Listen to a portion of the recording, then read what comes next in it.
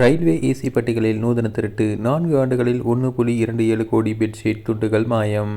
இந்திய ரயில்வேயில் பயணம் செய்யும் ஏசி வகுப்பு பயணிகள் சிலர் தங்களுக்கு வழங்கப்படும் பெட்ஷீட் மற்றும் துண்டுகளை திருடி செல்லும் அதிர்ச்சி தகவல் தற்போது வெளிவந்துள்ளது. கடந்த 4 ஆண்டுகளில் மட்டும் சுமார் 1.27 கோடிக்கும் அதிகமான பெட்ஷீட், போர்வைகள் மற்றும் துண்டுகள் திருடப்பட்டுள்ளது.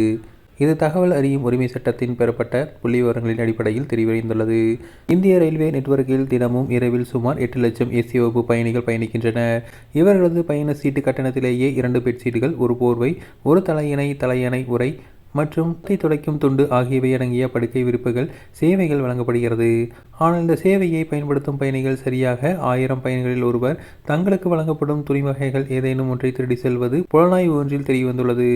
ரயில்வேயில் மொத்தம் உள்ள 69 கோட்டங்களில் தாக்கல் செய்யப்பட்ட RTI மனுக்கள் 54 கோட்டங்கள் வழங்கியுள்ள தரவுகளின்படி கொரோனா பெருந்தொற்றுக்கு பிறகு இந்த சேவை முழுமையாக தொடங்கப்பட்ட 2022 ஜனவரி முதல் 2026 மே மாதம் வரையிலான காலகட்டத்தில் மட்டும் 1.27 கோடிக்கும் அதிகமான துணிப்பொருட்கள் திருடப்பட்டுள்ளன.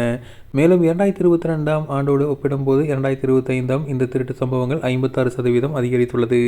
பயணிகளின் இந்த கைவரிசைகளில் கடந்த 4 ஆண்டுகளில் மட்டும் படுக்கை விரிப்பு ஒப்பந்ததாரர்களுக்கு சுமார் 104.5 கோடி இழப்பு ஏற்பட்டுள்ளதாக RTI தகவல்கள் கூறுகின்றன. இதுகுறித்து ரயில்வே அமைச்சகத்தின் செய்தி தொடர்பாளர் பேசும்போது, இந்த விவகாரம் மிகவும் தீவிரமான கவலைக்குரிய ஒன்றாகும். துணி திருட்டை தடுக்கவும் குற்றவாளிகள் மீது நடவடிக்கை எடுக்கவும் தொடர் முயற்சிகள் மேற்கொள்ளப்பட்டு வருகின்றன. அதே நேரத்தில் இந்த ரயில்வே ஊழியர்கள் கூட்டு சதி செய்வதற்கான எந்த ஒரு ஆதாரமும் இல்லை என தெரிவித்துள்ளார். மேலும் இந்தியாவிலேயே மொத்தம் 7 ரயில்வே மண்டலங்கள் சேர்ந்த டெல்லி, மும்பை உள்ளிட்ட 10 முக்கிய கோட்டங்களில்தான் 67% திருட்டுகள் அரங்கேறியுள்ளன. இந்திய ரயில்வே கோட்டங்களில் லட்சக்கணக்கான துணிகள் திருடப்பட்டு வரும் வேளையில் தென்னிந்தியாவில் உள்ள கோட்டங்களில் இதில் மிக நேர்மையாக செயல்பட்டு முன்மாதிரியாக திகழ்கின்றன.